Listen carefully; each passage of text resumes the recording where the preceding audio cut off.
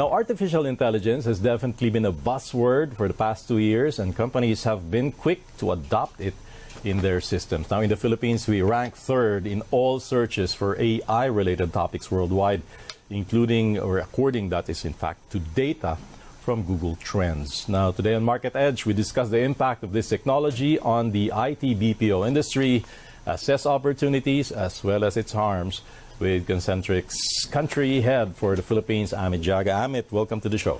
Thank you, Stanley.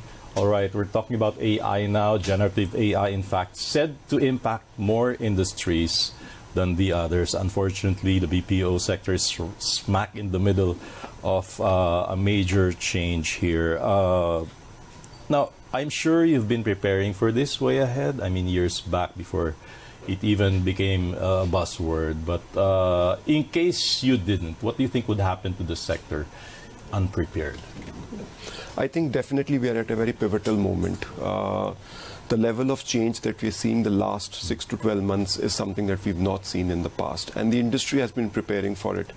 Automation is something which is not new for us. I mean, the entire industry is created on the pretext that we have to be more efficient and use automation to drive efficiencies for business.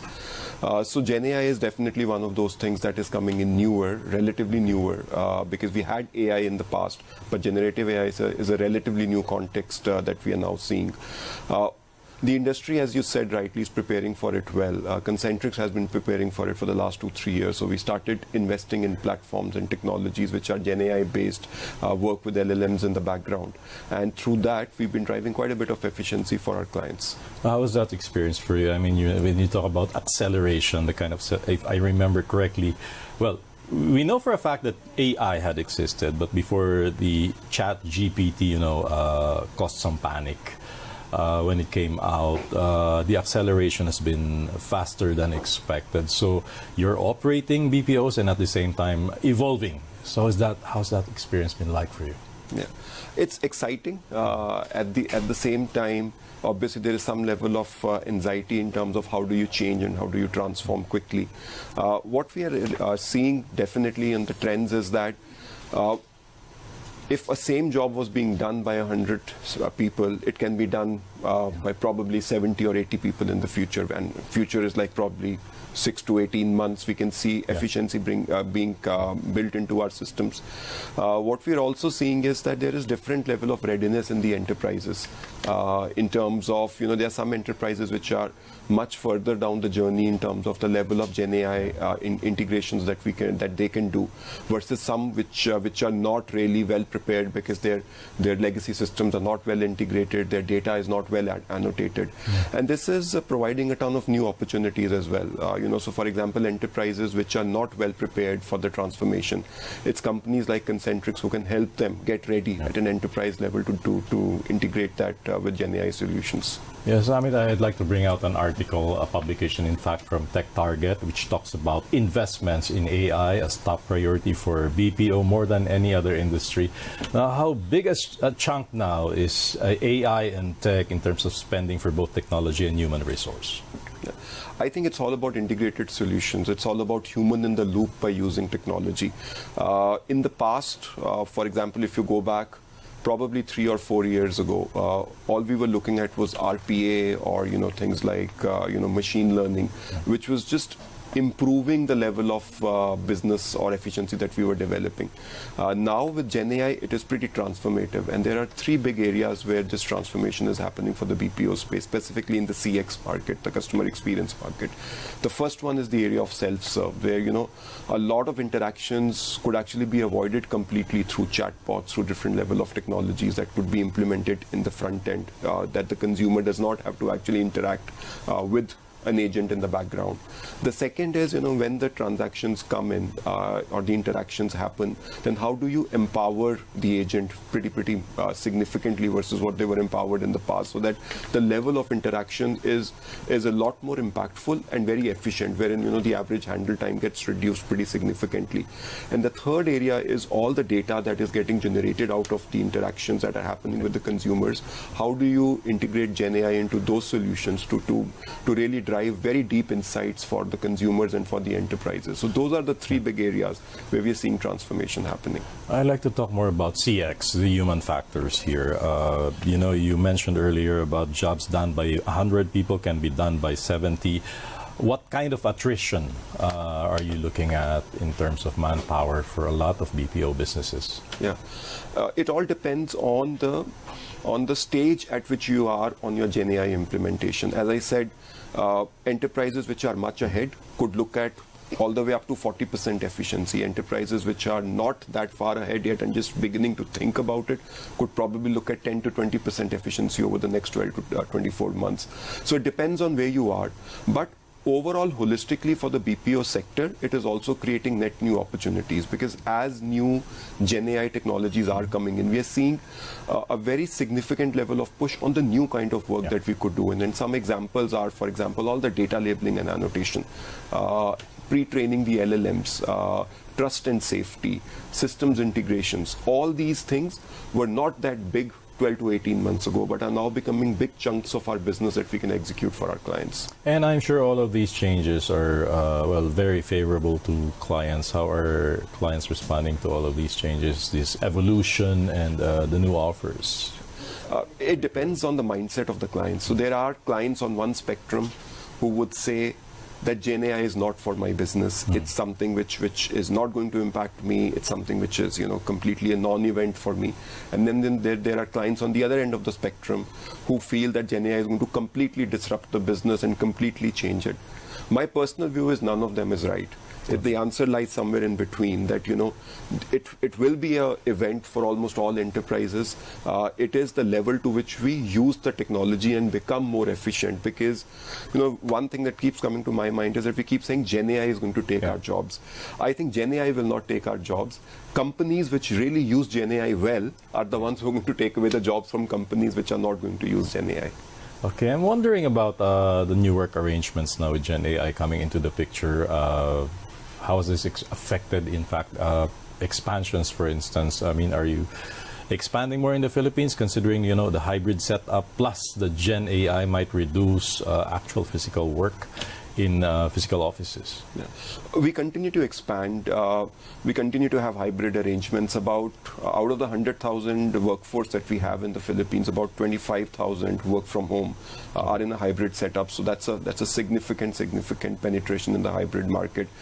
We continue to expand in the regional or the provincial sites as well. We recently opened an office in Iloilo. We've done an expansion in Naga. And obviously, we continue to make investments in the large cities like Metro Manila and Cebu. So yes, there is expansion, but one theme is very clear, that we do not need as much headcount that we needed in the past to do the same amount of work. So we need to go after new kinds of businesses to continue the growth trajectory. All right, we've been talking to a lot of industries as well, BPO companies in the other shows, and they're telling us that one of the challenges now is talent acquisition, getting the workforce that are ready for AI. How's that experience been like for you? Yeah. The industry is going through its own set of challenges, and therefore we have a talent roadmap at an industry level. IBPAP and CCAP, which are our two big industry bodies, are really driving this to make sure that the talent readiness is done at the school, college level. And then there are lots of things that we're doing with the academics to make sure that the industry level knowledge, specifically on the newer technologies, is imparted. We've figured out 7 or 8 big skill sets that would be needed, and those are where we are focusing on and training at the school and college level itself. And speaking of school and college level, are you seeing the education sector transitioning as well, preparing graduates for these kinds of jobs and the new demands? It's changing, it's transforming, but we would like the pace to be much, much faster. Because, Right, because I can imagine all the training will still be you. Exactly. Yeah. And there's quite a bit of investment that the industry has to do when people come in and they come into the workforce but are not job ready. So the first 2-3 months is actually all invested in making them job ready, which we need to crunch really, and that's where we need to work with the academics. And do you see any government policy that supports that? I think yes, some of the things that are happening to move to a more virtual economy, to move to more digital education is helping, but a lot more needs to be done. Especially we are looking at BPO specific courses being embedded into the curriculum itself. We are looking at some level of funding for the BPO industry to make sure that the job readiness that the industry is creating is subsidized to a certain degree. Yes, some of our interviews in the past with BPO stakeholders, they're also saying that, the Philippines is continuously challenged as, in that position as being a supplier of BPO talent as compared to other countries. What's the situation now? Yeah. Are we still there? Are we still on top? Are we losing ground? We are definitely on top. Okay. Definitely on top. The Philippines continues to be the top market for outsourcing, especially when it comes to voice interactions across the globe. But we're seeing stiff competition now. We're seeing stiff competition from countries like South Africa and Egypt. We continue to see competition from India, and some of the policies that we're seeing at the government level in some of these countries is definitely helping them become more competitive. So we need to do a lot more work in that area as well. Aside from talent, of course, you have costs. Is it still cheap to outsource to the Philippines? It's relatively cheaper. Okay. When we look at the developed world, for example, work coming out of North America and Europe, we do see a significant amount of labor arbitrage. But as I said, some of the newer markets, even in the Southeast Asia region, because English as a language continues to improve across the globe, so we're seeing newer markets. I was about to ask that, coming up like South Africa, as I said, Egypt, even Indonesia. We're seeing quite a bit of competition coming from 4 or 5 different markets, which was not that much in the past. And if you want to cement that position, what should we do? Because language is fair game. A lot of countries, as you've said, learning that already. What is uniquely Filipino that we bring to the table when it comes to BPO? I think what has been helping us really strongly is probably 3 things that I would say. One is our average age in the Philippines, which is just right poised because we get a lot of workforce coming in, so the talent is available. We just need to upskill the talent for the new kind of jobs, but we definitely have the numbers, the strength in numbers. We continue to be very culturally close to the Western world, so that helps as well. I think a couple of things that we need to work on if we really need to strengthen this position even further. First is we need to go after fraud. So the judicial system and the government policies have to make sure that the ability to commit fraud in the Philippines is completely eradicated, and there are strong actions. Can you do that?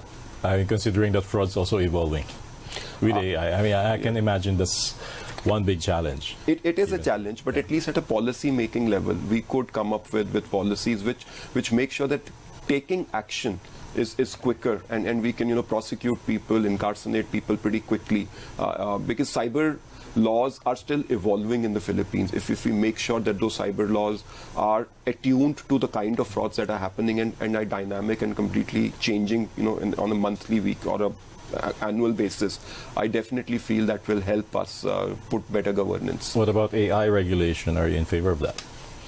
Definitely, AI regulations, government across the globe are going to look at that because look at the number of deepfakes that are coming up and the number of fraud risks that it is opening. So definitely AI regulations is something that would be good for the country to come.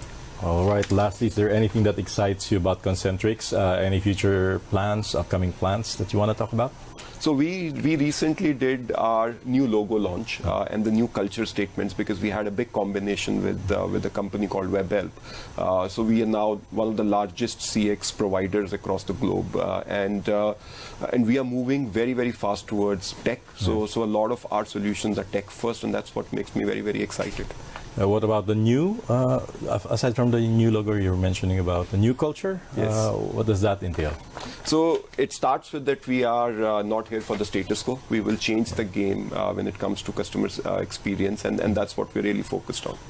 All right. On that note, Mr. Amit Jagga, EVP and Country Head for the Philippines, Concentrix, thank you so much for joining us this morning. Thank you. Have a great day.